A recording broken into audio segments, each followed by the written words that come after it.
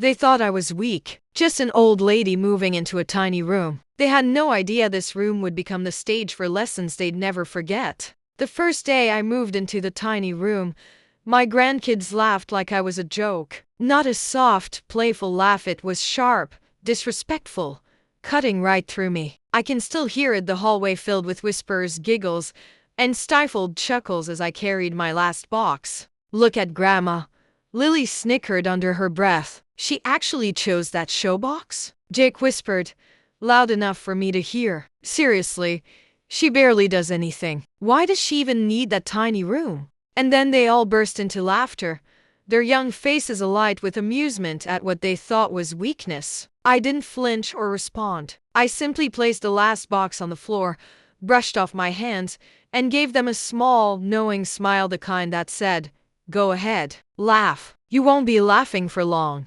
Because I already had a plan to teach them lessons about respect, gratitude, and responsibility, lessons they had never learned. Moving into that tiny room wasn't out of necessity, it was to see their true colors, to test the waters, to watch how they behaved when they thought I had no power left, no influence over them. What I saw didn't entirely surprise me. My grandkids had grown entitled, spoiled, comfortable with the idea that Grandma was just background noise, someone to borrow from, to call when convenient, but never someone who could surprise them or hold them accountable. I wasn't always this quiet, polite old woman. There was a time when I built a life from scratch after losing my husband far too young. A time when I ran a business, raised 2 children alone, and learned the hard way how the world really works. I had strength, intelligence, and determination. And now, my grandkids were about to witness a version of me they had never imagined. Sitting on the tiny bed in my showbox of a room,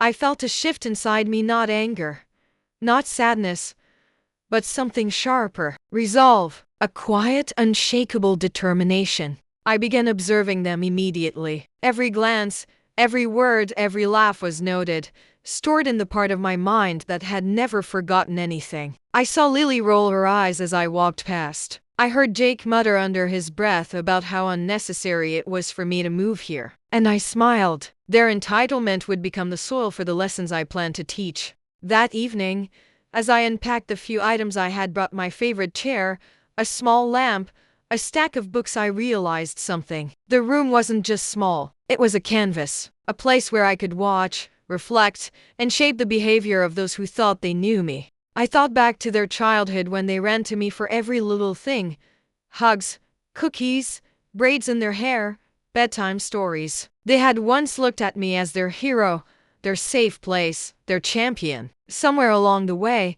that reverence had faded. I was no longer magical or invincible. I had become convenient, accessible, disposable in their minds. But the game was about to change. I made a quiet vow to myself.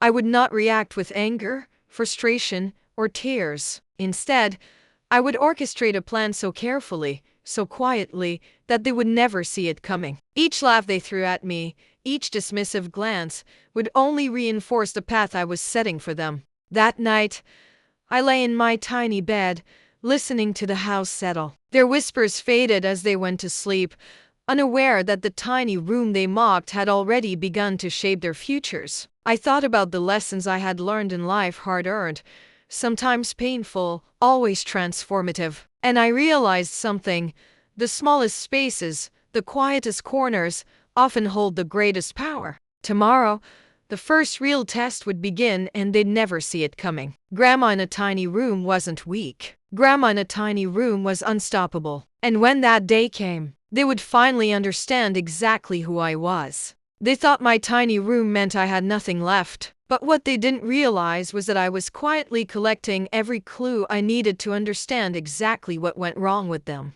The morning sunlight spilled through the thin curtains of my tiny room, painting narrow golden stripes across the floorboards. The room was small, yes, but peaceful, quiet, a perfect place to observe, to calculate, to plan. I cradled my warm cup of tea, letting the steam curl around my fingers, letting the warmth seep into my hands and settle my mind. It wasn't the room that bothered me, it was their reaction to it. Yesterday, their laughter had been sharp, disrespectful, casual, a harvest of entitlement, carefully nurtured over years of unchallenged behavior. Each snicker, each whispered insult, had been a tiny flag waving in my face, daring me to react. I didn't. I watched. I stored it all. I looked around at the little bed, the single chair, the neatly stacked books. It seemed trivial.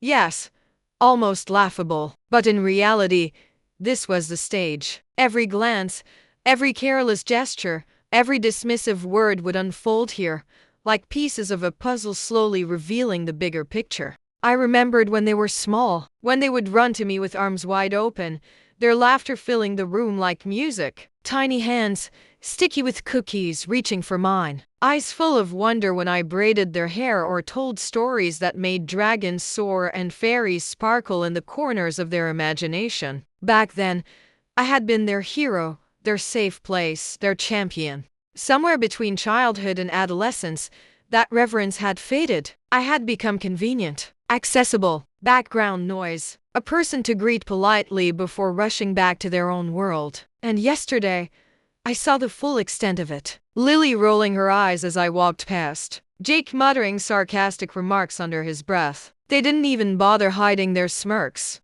I didn't scold. I didn't sigh in frustration. I simply observed, and I stored it all. Each careless glance, each dismissive gesture, each ignored request was another piece of evidence, another brushstroke on the canvas I had begun crafting. I remembered the subtle signs I had overlooked over the years, the way they interrupted conversations, the way they assumed I would always be there, the way they treated responsibilities as optional. Little seeds that had grown into the ripe fruits of entitlement. Yesterday, those fruits were fully visible, hanging heavy for all to see. That morning, I decided quietly I would no longer let it slide. Not excuses, not rationalizations, not the tired refrain of "they're just kids."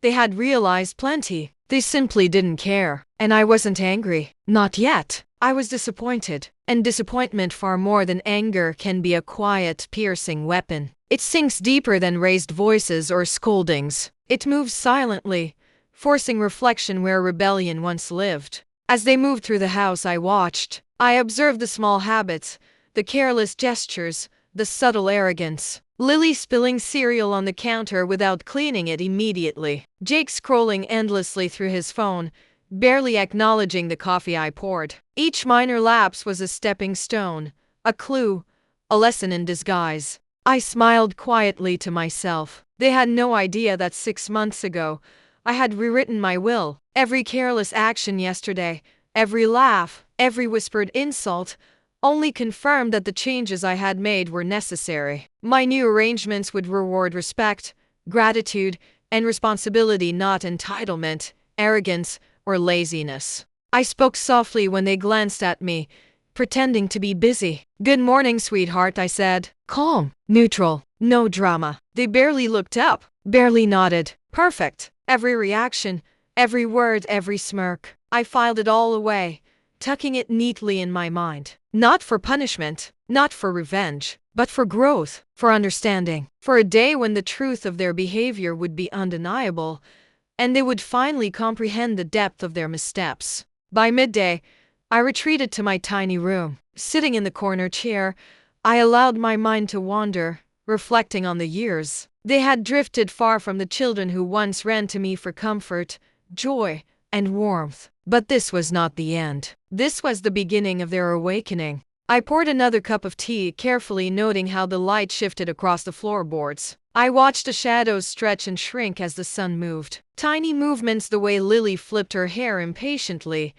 the way Jake scowled when he thought I wasn't looking, were all valuable observations. Each was a piece of the larger picture. I thought of the lessons I had learned in my own life, hard-earned, sometimes painful, always transformative. And I realized that entitlement can be corrected, respect can be taught, and gratitude can be nurtured. A grandmother with patience, wisdom, and quiet determination can shape these lessons far more powerfully than any scolding ever could. I let my eyes drift to the small stack of books beside the chair. Each one had been chosen for a reason. Just like every detail of the tiny room, every gesture I had recorded, Every observation I had made, it was all part of a larger design. The room wasn't a limitation. It was a tool, a stage, a place of transformation. As I watched the sun climb higher in the sky, I smiled softly to myself. Tomorrow would be the first real step. The first moment where the careful groundwork I had laid would begin to bear fruit. And they wouldn't see it coming. The tiny room was no longer just a place to sleep. It had become the stage where lessons would unfold. Every careless glance, every dismissive smirk, every forgotten chore would be part of the story they would finally remember. Every lesson would begin here, in this quiet corner, where Grandma was anything but weak. And when the moment came when they finally understood, the realization would hit hard. Not in anger, not in shouting, but in the undeniable clarity of truth. That a grandmother, quiet, patient,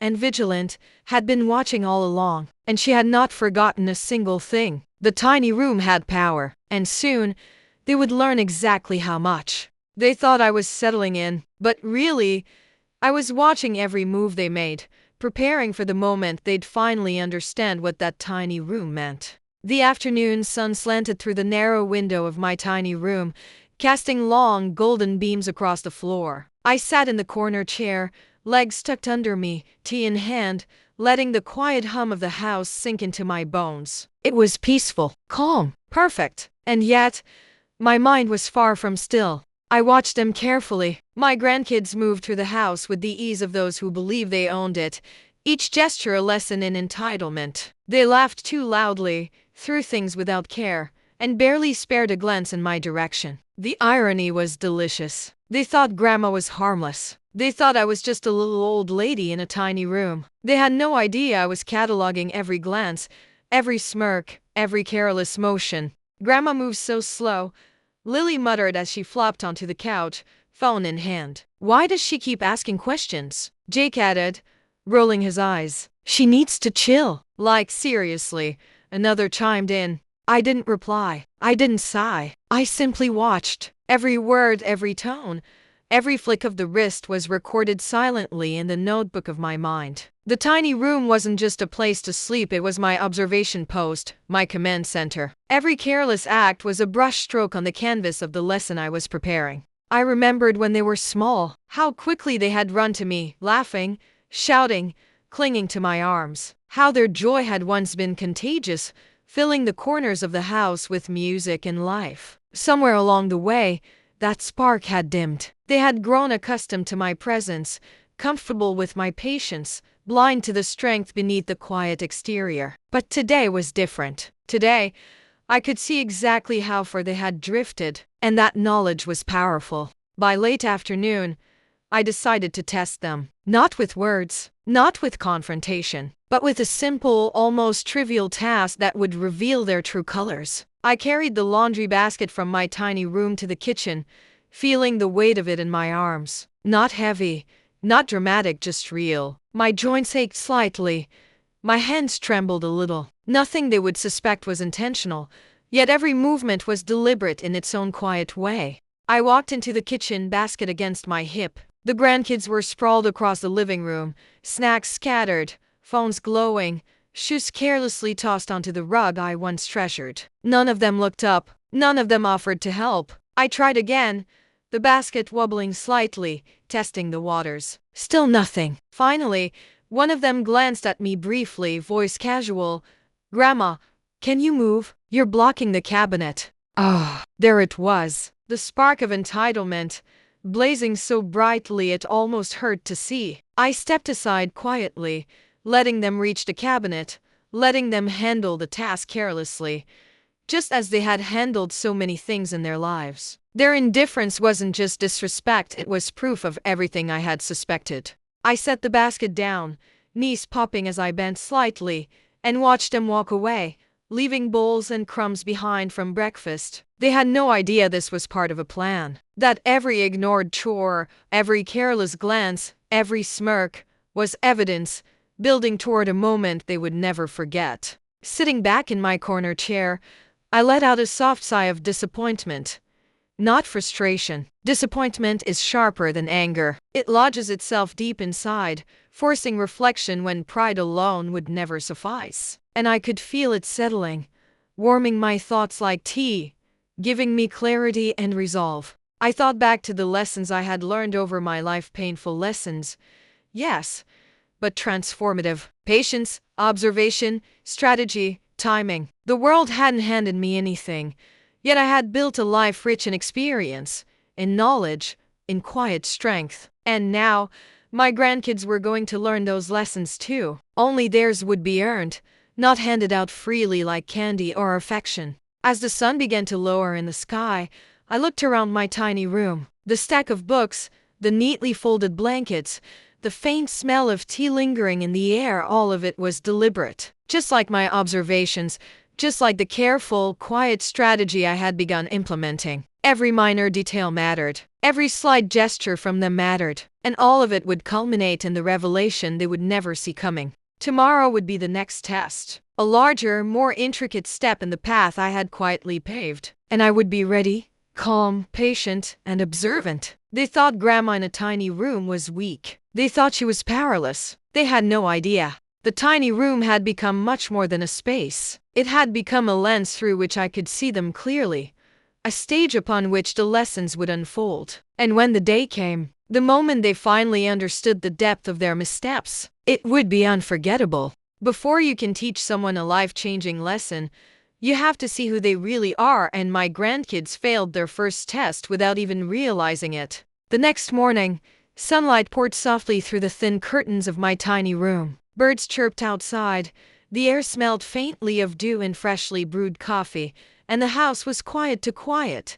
In fact, for the chaos I knew was about to unfold. I decided to test them. Not with a lecture, not with a confrontation. Just a small, almost imperceptible challenge. Something to see who they truly were, beneath the surface of their laughter, their entitlement, their casual arrogance. I carried the laundry basket from my room, my hands trembling slightly, not from weakness, but from the subtle aches that age had left behind. I placed it in the kitchen, careful not to draw attention to myself, letting it wobble just enough to be noticed. The grandkids were already at the table, breakfast half eaten, phones in hand, not a single thought for the person who had prepared it. I moved the basket slightly to the side, hoping that even the smallest request for help would spark something, a sign that they remembered respect, remembered kindness, remembered family. Nothing, not a glance, not a word, not even concern. I tried again, letting the basket almost slip from my grip,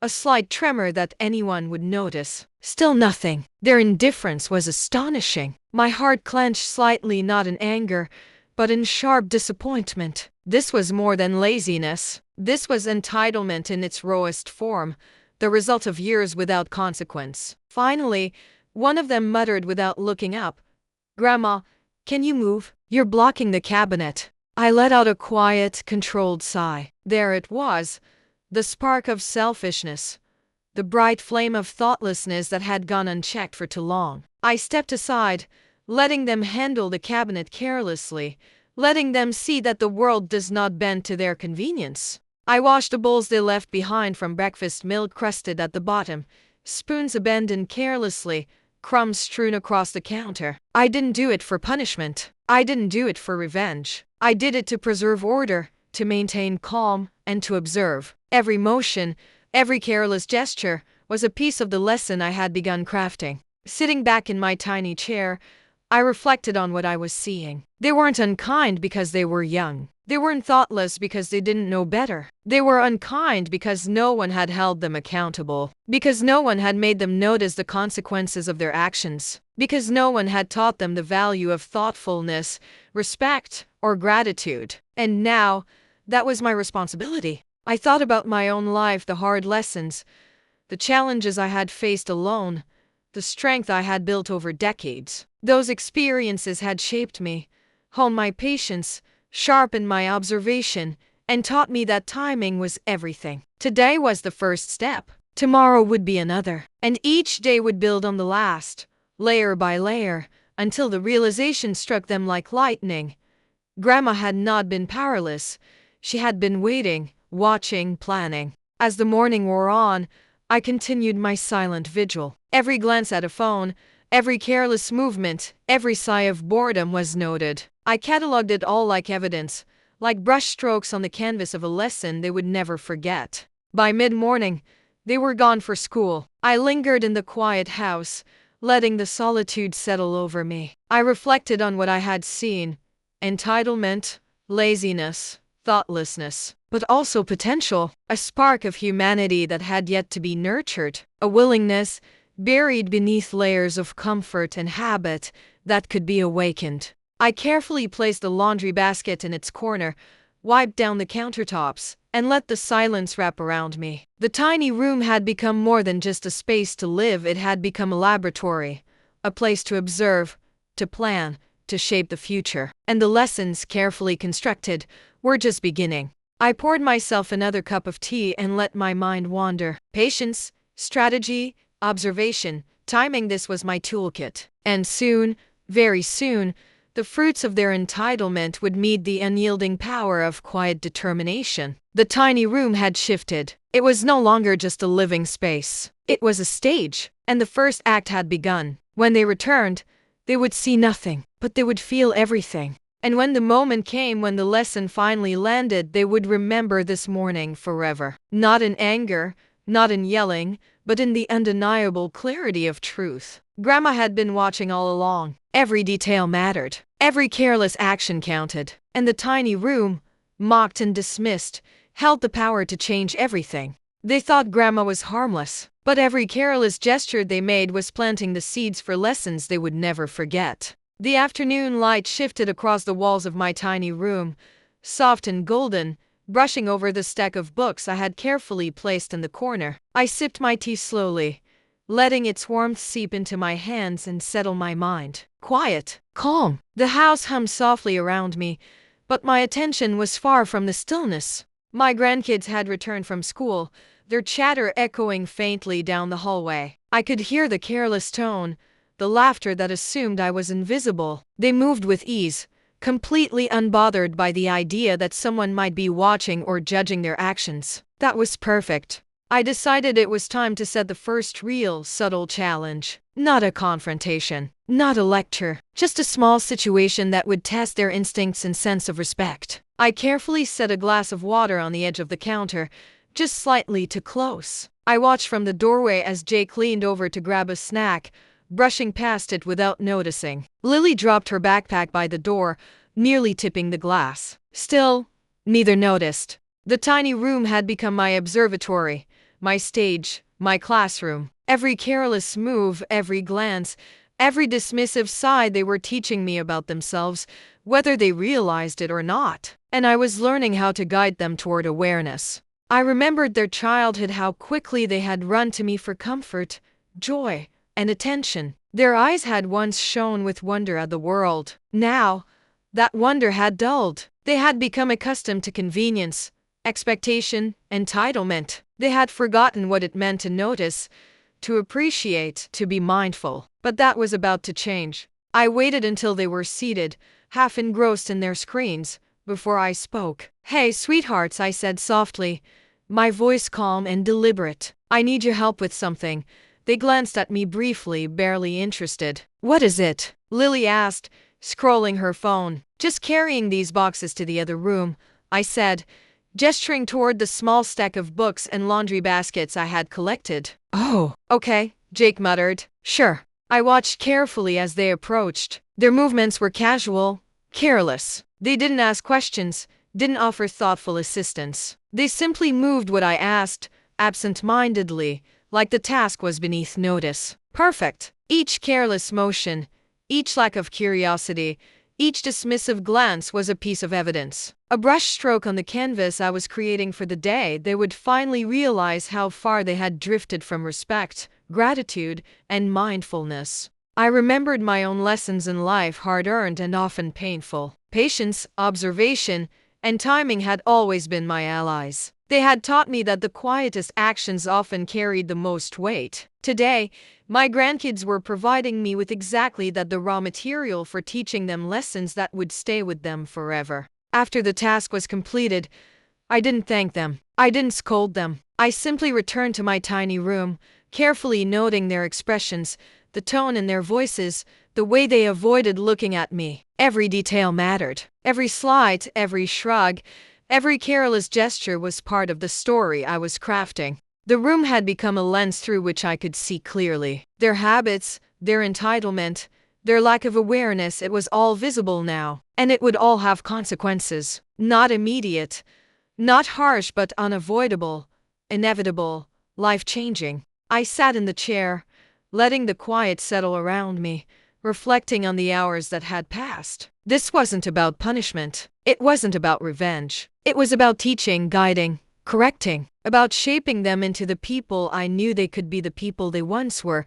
before comfort and convenience had dulled their hearts. As the sun lowered in the sky, painting stripes of orange across the room, I knew the next step was coming. The first seeds had been planted today, subtle, quiet, and almost imperceptible. But soon, those seeds would grow. Slowly, surely, and irrevocably. The tiny room had become much more than a sleeping space. It was a laboratory, a classroom, a stage. And I, the grandmother they had underestimated, was in complete control. When the moment came, when the lesson landed, they would remember this day. They would feel it, not as anger, not as punishment, but as the undeniable truth of what it meant to take someone for granted. Grandma in a tiny room was anything but powerless. And by the time they understood, they would see exactly how much thought, observation, and quiet determination had gone into this plan. They thought Grandma was just an old lady in a tiny room, but every glance,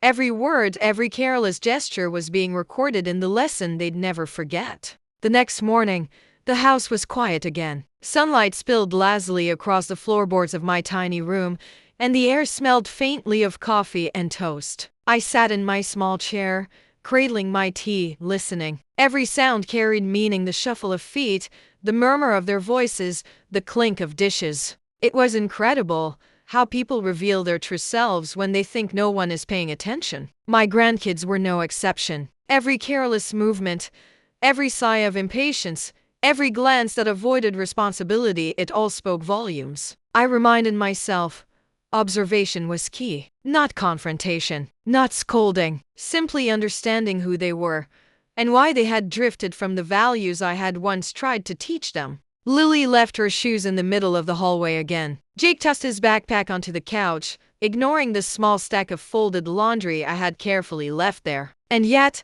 they did not notice me. They did not see me. They assumed I was powerless, invisible, irrelevant, perfect. This was their first real lesson, not through words, but through awareness. Every moment of indifference, every act of selfishness, was a brick in the foundation of the transformation I was building. They were giving me the raw material for the lessons I would teach. I remembered my own life, long ago. How I had built a business when everyone doubted me. How I had raised my children alone. How I had learned patience, resilience, and strategy through experience. Every hard-earned lesson now became a tool in this quiet operation, this careful orchestration of respect and responsibility. I decided it was time to test them further. Not harshly, not dramatically, just enough to reveal their habits. I moved a small chair into the hallway, blocking a path they used constantly. As expected, they walked around it without a word, barely noticing. I let it sit there for hours, a subtle reminder that the world does not bend to carelessness.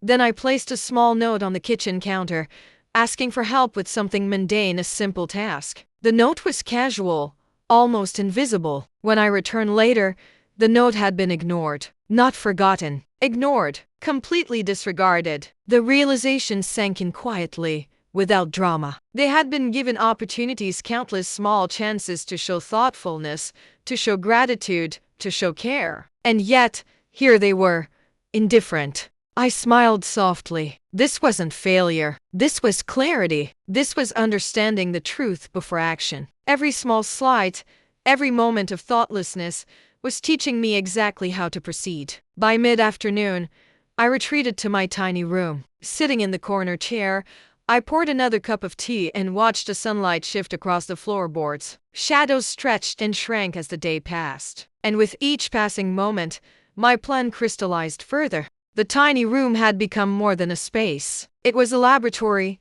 a classroom, a stage. Each careless glance, each unkind act, Each dismissive gesture would be remembered and catalogued, and each would contribute to a day they would never forget. I thought about the future, the conversations I would have, the lessons I would impart, the moments when they would finally see that Grandma had been watching all along, not with anger, not with spite, but with quiet, unyielding intention. Even now, as I sipped my tea and listened to the house, I could feel the tension building, the anticipation of the lessons to come. The tiny room was small, yes, but the impact of what was happening inside it would be anything but small. They thought Grandma was weak. They thought they could ignore, dismiss, and belittle me. They were about to discover just how wrong they were. And when they did, they would never forget this house, this tiny room, or the quiet force that had been observing them every step of the way. They thought Grandma's tiny room meant weakness, but today,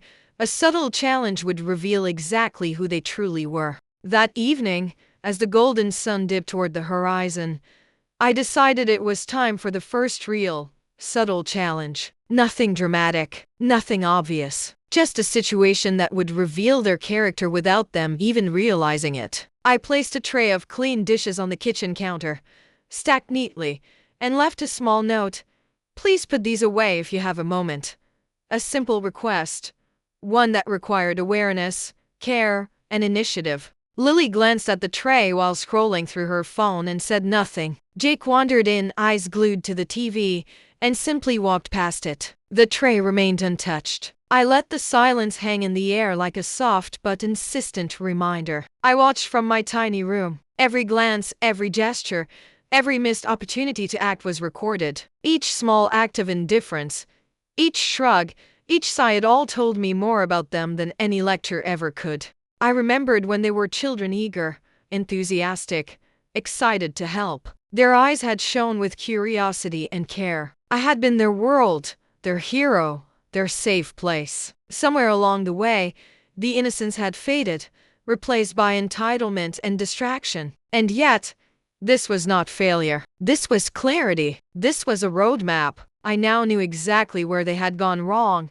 and exactly how to guide them back. I decided to take the test one step further. I intentionally placed the next tray slightly off the counter's edge, a small wobble that required attention. I didn't announce it. I didn't give instructions. I simply observed. Lily walked by again, barely noticing. Jake reached for a snack, brushing the tray slightly as he passed. Still nothing. Not a word. Not a glance of concern. Perfect. This was exactly what I needed. The first challenge revealed the gap between who they were and who they could be. It showed the entitlement, the carelessness, the lack of mindfulness, and it gave me the foundation to begin shaping their awareness. I poured myself a cup of tea and settled into my chair. Quiet observation was the most powerful tool. Patience was the most effective weapon. I watched them calmly, without frustration or anger. Each missed opportunity was a stepping stone in the lesson. I was crafting a lesson that would linger for longer than any reprimand or argument. I reflected on my own life. The patience I had learned, the careful observation, the strategic approach to challenges, these skills had guided me through decades of unexpected hardships. And now, I would use them to teach my grandkids the value of respect, responsibility, and mindfulness. As evening turned to night, I noticed the subtle shifts. Lily finally muttered, "I guess I should put these away." Her voice was hesitant, almost testing herself. Jake glanced at the tray and hesitated. These small sparks of awareness, faint as they were, told me the groundwork was beginning to take hold. The tiny room had become more than a bedroom. It was a laboratory, a stage, a place of transformation. Every small gesture, every unspoken thought, every missed action contributed to the lessons I was planting. And the lessons would grow slowly but surely. Grandma in a tiny room was far from powerless. She was a quiet force, observing, noting, and preparing the perfect moments for change. And by the time the realization hit, it would be unforgettable. Tonight, the first subtle lesson had begun, and I could already feel the shift in the air. They thought it was just a tiny room. They were about to learn it was so much more. They thought ignoring me was harmless, but every small act of indifference was feeding a lesson they'd never forget. The next morning, the house was alive with the low hum of routine footsteps, the opening and closing of doors, faint chatter, the hiss of the coffee machine. I stayed in my tiny room, sipping my tea, letting the sunlight dance across the floorboards. Every sound carried meaning. Every movement revealed character. It was incredible, really, how people reveal their true selves when they assume no one is paying attention. Lily knocked over a small pile of papers on the counter and didn't bother to pick them up. Jake left his socks in the hallway, completely oblivious, and I, quietly watching from my corner, catalogued every little gesture. This wasn't punishment. Not yet. It was observation, understanding, preparation. I remembered a lesson I'd learned long ago. You can't change someone until you truly know them. And this morning, I was learning everything. Every laugh, every sigh, every careless glance was a piece of the puzzle. And slowly, I began to see the larger picture of entitlement and disregard. By mid-morning, I decided to add another layer to the subtle lessons. I left the small broom out in the kitchen, not a task, not a chore, just a simple opportunity to show responsibility. As expected, Lily walked past, her eyes glued to her phone. Jake entered, barely glancing, and wandered off to grab a snack. The broom remained untouched, and I smiled. Yes, this was exactly what I needed. It's remarkable how small actions or the absence of them can reveal so much about someone's character. Every missed opportunity to show care, every overlooked moment of consideration, told me who they had become. And it also told me what they needed most. I poured another cup of tea, letting the warmth seep into my hands, letting my mind wander. I thought about my own journey, the years of working, building, learning the hard way, facing the world without a safety net. I had earned every ounce of patience, every strategy, every quiet skill I now wielded with precision. And I would use all of it here, in this tiny room, to guide them, to teach them respect, to instill responsibility, to awaken gratitude. By afternoon, I noticed a slight change, a flicker of awareness. Lily paused by the broom, hesitated, then glanced toward me. Her eyes were fleeting, almost apologetic. Jake scratched his head, noticing the tray of clean dishes from yesterday, but did nothing. Progress was slow. Yes, but visible. I allowed myself a small smile. Patience was my ally. Quiet observation my greatest weapon. Each day, each small interaction was a chance to plant a seed of reflection, of understanding, of respect. And eventually, those seeds would grow into lessons they would never forget. That evening, I set the table for dinner. Nothing fancy, just simple, quiet care in the placement of plates, the folding of napkins, the subtle fragrance of herbs. My grandkids came in, chatting and laughing, unaware that their every movement, their every glance, was being studied. When they sat down, they barely noticed the care I had taken. Perfect. Every slight, every missed acknowledgement was fueling the narrative I had quietly constructed. Every act or inaction was a step closer to the realization that they would one day face. After dinner, as they left their plates, I quietly collected them. I washed each one by hand, methodically, calmly. Not as punishment, not as frustration, but as part of the lesson. A quiet demonstration of responsibility, care, and diligence, values they had yet to fully grasp. The tiny room had become so much more than a place to sleep. It was a classroom, a laboratory, a stage. Every small act, every careless glance, every slight disrespect was now a part of the unfolding story. And the story, when it reached its climax, would leave them astonished, humbled, and transformed. Grandma in a tiny room was far from powerless. She was patient. She was vigilant. She was a force waiting to teach. And when the moment came, it would be unforgettable. They thought they could ignore me, but today, a small test would show exactly how much or how little they had learned. The morning light crept softly through the window of my tiny room, illuminating the neat little corner where I sat with my tea. I could hear the familiar rhythm of the house waking up, the shuffle of feet, the distant hum of a shower, the clatter of cereal bowls. Every sound told me a story. It was time to see who they truly were. I decided on a simple, subtle test. Nothing dramatic. No lectures. No angry words. Just a situation that would reveal character in its purest form. I placed a small stack of folded laundry on the edge of the couch, intentionally a little unstable, just enough that it could easily topple if not handled with care. Then I walked away, retreating to my tiny room to observe silently. Lily walked past first, scrolling on her phone, and didn't notice. Jake came in next, reached for a snack, and brushed against the stack, sending it wobbling. But still, no concern, no acknowledgement, not even a glance. Perfect. I smiled softly, taking a sip of my tea. This wasn't failure, it was clarity. It showed me exactly what they had become: careless, distracted, indifferent. And it also showed me exactly what I needed to teach them. As the morning went on, I quietly added subtle opportunities for mindfulness: a misplaced book, a small note asking for help with a minor task, a chair slightly out of place. Each one tested them in ways they didn't even realize, and each one revealed a little more of the truth. I reflected on the power of observation, how often I had been overlooked, underestimated, dismissed in my life. And yet, every slight, every oversight had only strengthened me. I had learned patience, strategy, and foresight. And now, those lessons would serve my grandchildren.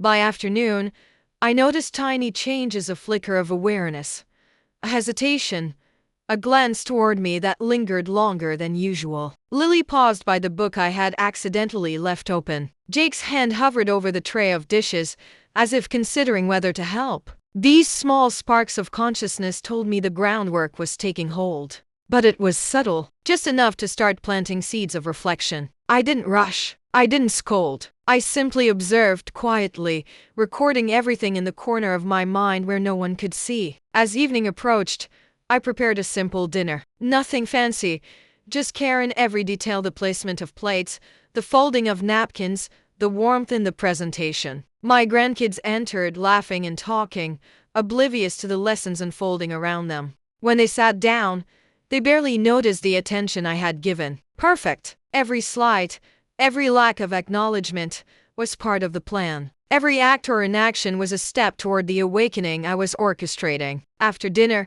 they left their plates behind. I quietly collected them, washed them by hand, and set them aside. Not as punishment, not as frustration, but as a quiet example of diligence and responsibility, values they were about to learn the hard way. When they sat down, they barely noticed the attention I had given. Perfect. Every slight, every lack of acknowledgement was part of the plan. Every act or inaction was a step toward the awakening I was orchestrating. After dinner, they left their plates behind. I quietly collected them, washed them by hand, and set them aside. Not as punishment, not as frustration, but as a quiet example of diligence and responsibility, values they were about to learn the hard way. They thought Grandma's tiny room meant freedom to ignore her. But today, their entitlement would meet the first real consequences. The morning light filtered softly through the curtains of my tiny room. I sipped my tea, letting the warmth seep into my hands as I considered the day ahead. The small space felt like the command center of a carefully planned operation. Every glance, every gesture, every careless comment my grandkids had made over the past week was filed neatly in my mind, waiting for the right moment to become part of the lessons they didn't even know they were about to learn. Today, I decided, would be the first day their carefree behavior would have consequences. Nothing harsh, nothing dramatic, just subtle, calculated reminders that life didn't bend to their whims. I set a simple scene in the living room: their favorite snacks placed in a clear, accessible bowl, but with one rule. Only one person could take at a time, and they needed to ask politely before grabbing. A tiny, seemingly insignificant rule, but one designed to test respect, patience, and attentiveness. Lily walked past first, reaching for a chip without asking. "Oops," she muttered, noticing my quiet gaze from the tiny room doorway. I said nothing. Jake tried next, shrugging as if nothing mattered. They both looked at each other, waiting for me to intervene, but I didn't. Not yet. Then came the subtle discomfort. The snacks were limited. They couldn't take what they wanted without following the unspoken expectation of politeness. Their faces scrunched with frustration as they realized the rules had shifted without a single lecture, without a single raised voice. Oh, perfection. I observed quietly from the corner, noting every flicker of frustration, every hesitating hand, every whispered complaint. None of it escaped me. And yet, I remained calm, neutral, almost invisible, just Grandma in her tiny room, unshakable, serene, and fully aware. The morning continued with small orchestrated tests, a spilled cup of juice that required careful cleanup, a misplaced book that disrupted their usual routine, and minor chores that were suddenly noticed only when left incomplete. Each instance revealed their character, the lack of attention, the selfishness, the impatience. But I didn't intervene with frustration or scolding. I merely noted, reflected, and let the consequences ripple naturally. Each small discomfort, each minor inconvenience, was a lesson in disguise, a way for them to begin understanding that their actions or lack of them had meaning. By midday, I introduced another subtle consequence: the simple dinner. Nothing elaborate, just home-cooked comfort with attention to detail. But I changed the seating slightly, placing Lily and Jake at different spots than usual. I quietly observed how they adjusted or failed to adjust to the subtle shift. Their reactions were telling. A small sigh here, a glance of annoyance there, but also flickers of curiosity. Something in them was stirring, an awareness that life didn't revolve entirely around them. They didn't know it yet, but the groundwork I had laid over days was beginning to take root. I poured the last cup of tea for myself, sipping slowly as I watched them navigate these small challenges. Every frustrated glance, every impatient gesture, every subtle acknowledgement of the shift was stored in my memory like a piece of evidence. Each one would be important when the time came for the larger lesson, the full revelation of respect, gratitude, and responsibility. As evening approached, I walked through the house, observing the natural unfolding of consequences. Nothing was forced. Nothing was staged. Every reaction was real, every moment a teaching opportunity. I felt a quiet pride. This was exactly the way lessons had been taught to me in life.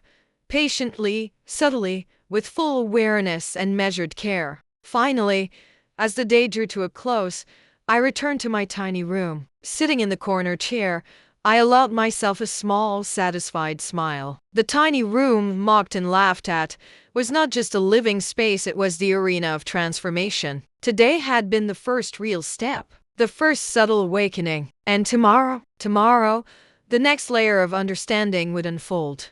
Grandma in a tiny room wasn't powerless. She was calm, patient, and quietly shaping the very behaviors she had once feared lost. And the first true consequences had just begun. They thought Grandma's tiny room was just a space. But today, the lessons would hit harder and they would start to feel the weight of their own actions. The morning sun stretched across the tiny room, casting long golden lines over the little bed and chair. I sipped my tea slowly, savoring the warmth, letting it anchor me in patience and purpose. Today would be different. Today, the subtle reminders would become undeniable lessons. The house was quiet at first. My grandkids were absorbed in their usual routines, scrolling phones, flicking through shows, murmuring half-conscious conversations. But the air felt different. There was a faint tension, an undercurrent of unease. Yesterday's small consequences had planted seeds, they just didn't realize it yet. I began with something simple, a list of tasks I had left out the night before. Nothing unusual, nothing forced, just small responsibilities. A towel folded neatly, dishes put away, books returned to shelves. They walked past, eyes half-focused, assuming I would do it all for them. But this time, when a plate remained on the counter or a towel crumpled on the chair, I didn't move it. I didn't pick up after them. I only observed. At first, they didn't notice. Then came the hesitation, the little glances toward me from the corner of their eyes, the flickers of confusion as they realized that Grandma wasn't rushing in to fix their laziness. Grandma, should we? Lily started, voice uncertain. I looked up, calm, serene, as if she were asking the weather. Do what you feel is right, I said softly. No judgment, no scolding, just a quiet expectation that responsibility could no longer be ignored. Jake dropped his phone for a moment, staring at the unfolded towel. His fingers twitched as he reached for it, then paused. For the first time in a long while, he hesitated. The realization was dawning slowly, like a sunrise creeping over the horizon. I smiled inwardly. This was the awakening I had been preparing for. The afternoon brought another challenge, A simple chore left intentionally incomplete. The table set incorrectly, a small spill on the counter, a book out of place. Each minor disruption was designed to test their awareness, patience, and willingness to do what was right without prompting. They fumbled at first, ignoring it, assuming someone else would fix it. But then came frustration, confusion, and the quiet spark of recognition. "Wait, Grandma isn't going to do it?" Lily muttered, half to herself, half to Jake. "Nope," I said, calm, almost whispering, as I watched them. "I trust you to handle it." And just like that, a shift began. Slowly, Jake picked up the book, straightening it with care. Lily wiped the counter. Small gestures but monumental for what they represented. Responsibility, attentiveness, accountability. By evening, the first cracks of humility were visible. Subtle apologies slipped into conversation. "Sorry I left that out," or "I should have noticed." Not grand proclamations, but the soft, fragile stirrings of self-awareness. I allowed myself a quiet sigh of satisfaction. The first real wave of comprehension had begun. They were beginning to feel the consequences of their entitlement not as punishment, but as natural reflection. Dinner that night was quiet, purposeful. I observed them as they served themselves responsibly, thanked me when prompted, and even helped in small, thoughtful ways without being asked. Their eyes occasionally flicked toward me, a tentative acknowledgement.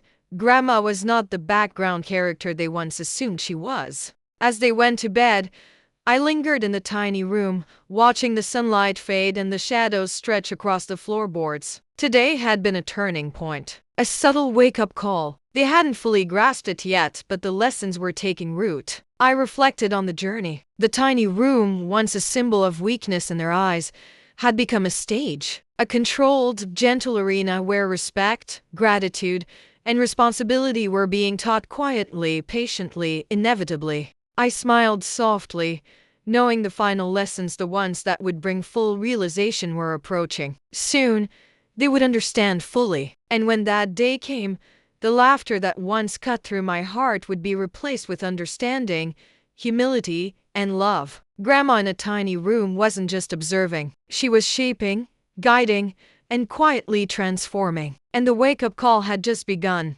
They thought Grandma's tiny room was just a joke. But today, they'd discover the full weight of the lessons they had ignored for too long.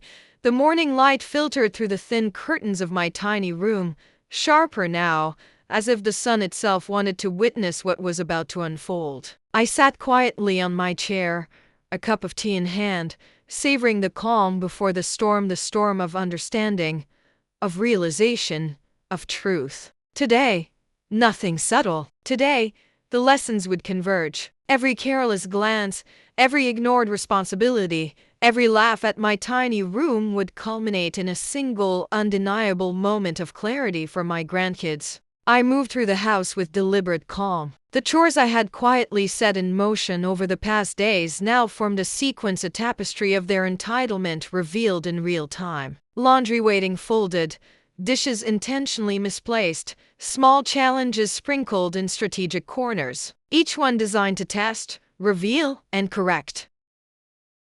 I called them into the living room. Their curiosity sparked. Lily glanced at Jake, a question in her eyes. Jake frowned, sensing a subtle shift in the rhythm of the day. "Kids," I said, voice soft yet firm, "we're going to do something different today. Something important." Their confusion was immediate. Their laughter, the same dismissive chuckles from days past, trembled faintly, unsure for the first time. I handed each of them a list, not of chores, not of rules, but of responsibilities and actions they had overlooked for weeks. And each one was tied to a deeper principle: respect, patience, gratitude. Lily read her list aloud, hesitating on several items. "Grandma, these are all the things we ignored?"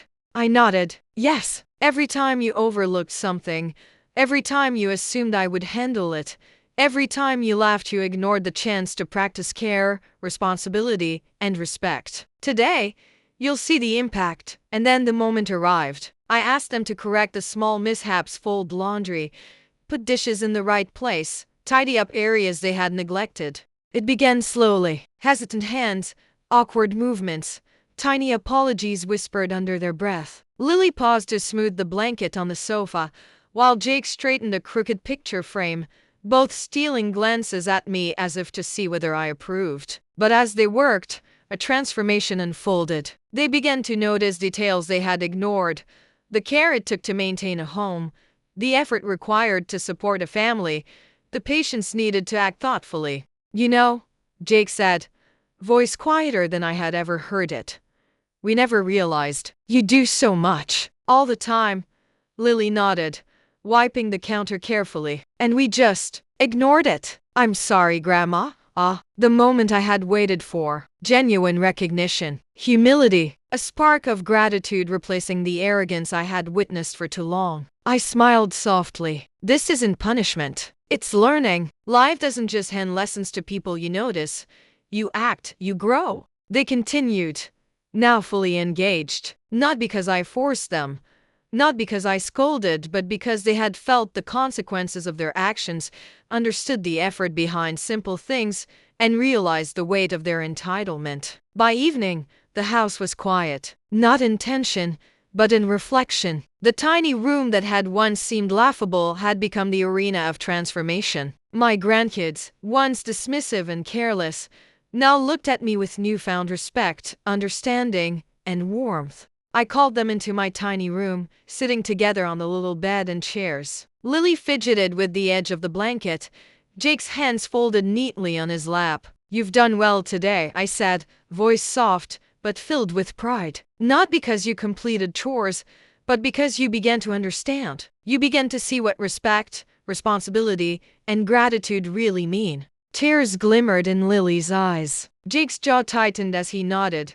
a rare humility softening his usual sarcasm. "We get it now, Grandma," Lily whispered. "Yes," I said, "and this is just the beginning. Life will give you many more lessons, and I hope you'll carry today with you. Remember, every choice matters, every action counts, and respect is earned, not assumed." We sat together in silence for a while, the soft glow of the late afternoon filling the room. My tiny room, once a symbol of weakness in their eyes, had become the stage for their awakening. And in that quiet, humble space, a bond was reforged, not just as grandchildren and grandmother, but as young hearts learning responsibility, and an older heart guiding them with love, patience, and quiet strength. Finally, as they left for their rooms, Lily paused at the doorway. "Grandma, thanks for everything today. We'll do better." Jake lingered for a moment, then added, "We won't forget this. We promise." I watched them go, a soft smile curving my lips. The tiny room had done its job. The lessons were learned, respect restored, gratitude awakened. And in that moment, I knew strength isn't always loud or obvious. Sometimes it's deliberate, patient, hidden in the smallest of spaces. Grandma in a tiny room wasn't weak, she was unstoppable. And today, she had awakened the same strength in their hearts.